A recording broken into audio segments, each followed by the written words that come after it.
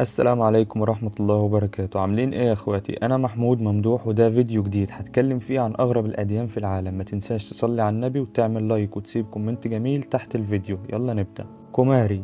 انا النهاردة اتعمدت اتكلم عن اديان محدش سمع بيهم قبل كده، ومن اغرب الاديان دي دين اسمه كوماري، والدين ده منتشر في دولة نيبال. وبيتمحور الدين ده في انهم بيعبدوا بنات صغيرة، بس مش اي بنات، لازم تكون البنت دي عندها مواصفات معينة، زي ان رموش البنت تكون بتشبه رموش البقر، وسوري في اللفظ يا عزيزي يعني، وفخادها بتكون زي فخاد الغزال. وما تسألنيش ازاي، بس ده اعتقادهم السخيف. واخر حاجة صوتها يكون شبه صوت البط.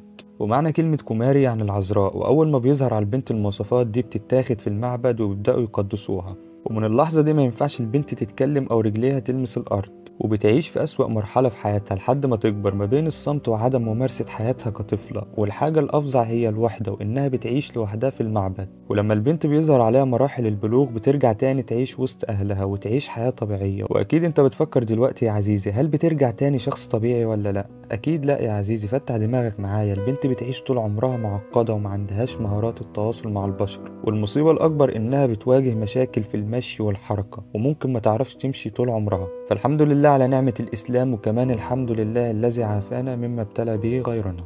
الديانة المارادونية، أيوة بالظبط كده يا عزيزي، من اسمها كده بيعبدوا دييجو أرماندو مارادونا. تأسس الدين ده في 30 أكتوبر سنة 1998، وبالتحديد يوم ميلاد الأسطورة مارادونا. واليوم ده بيكون يوم عيد عندهم، زي يوم ميلاد المسيح عند المسيحيين كده. وفي كنيسة عند الطائفة دي اسمها الكنيسة المارادونية، وبالتحديد في مدينة روزاريو الأرجنتينية. والطائفة دي بتعتبر مارادونا، استغفر الله العظيم في اللي هقوله يعني، بس بيقولوا عليه إن هو صورة من صور الرب على الأرض، أو الرب ذاته، استغفر الله العظيم. وسبب حب الطائفة دي لمارادونا هو بسبب جيله في نفس المباراة بإيده، واللي اعتبروا بعض الأرجنتينيين بعد اللقاء إنه الإله مارادونا. وحتى هو خرج بتصريح وقال استغفر الله العظيم يعني إن يد الرب هي اللي جابت الجول. وكل ده كان انتقام من اللي حصل للقوات الأرجنتينية من القوات البريطانية في حرب جزر الفوكلاند سنة 82. الديانة الديودية. الديانة دي بقى من وجهة نظري تعتبر أتفه ديانة في القايمة معانا. أسسها واحد أهبل اسمه أوليفر بنيامين، ورغم انه تافه وهبل بس كان صحفي. والدين ده مأخوذ من فكرة فيلم كوميدي اسمه زادود.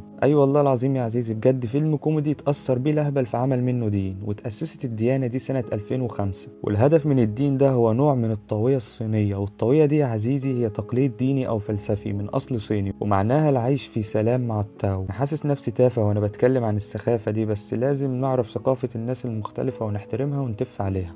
الديانة دي كله بيعتبرها ملهاش لازمة، وبياخدوها بشكل مضحك بسبب ان مرجعها فيلم كوميدي، ومع كده كل اتباعها بيعتبروها دين حقيقي. وفي ابريل 2015 تم نشر كتاب اسمه تاو اوف ذا دود، فيه مقالات ورسومات من المؤسس بتاعها اللي هو بنيامين، على شوية فلسفة من هنا وشوية من هنا، عشان يثبت ان الدين ده موجود من زمان ومن فجر البشرية. يا جدع روح اشتغل وشوف حالك بدل التفاهة اللي انت فيها دي. بس كده يا عزيزي، ده كان كل حاجة في فيديو النهاردة. فلو وصلت لحد هنا فالفيديو عجبك، لو حابين اعمل جزء تاني قولولي في الكومنتات، بس ما تنسوش تشتركوا في القناة ونوصل الفيديو ده 50 لايك. انا محمود ممدوح، ودي قناتي على يوتيوب.